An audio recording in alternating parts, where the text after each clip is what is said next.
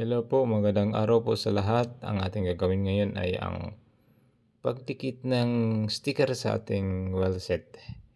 Tinanggal ko po yung lumang sticker kasi natatanggal na. Lagi kasi mababasa ng ulan at natatapunan din ng oil ang galing sa sprocket.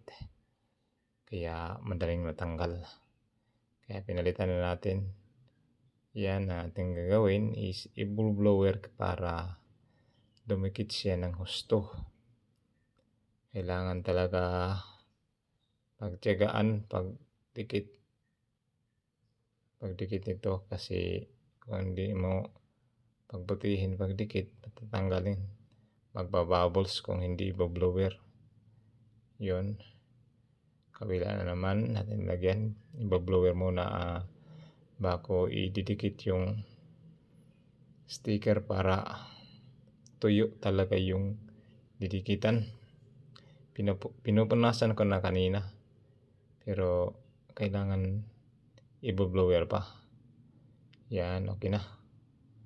Nilagay natin na. Ayun. Okay na siya. Hanggang sa muli po.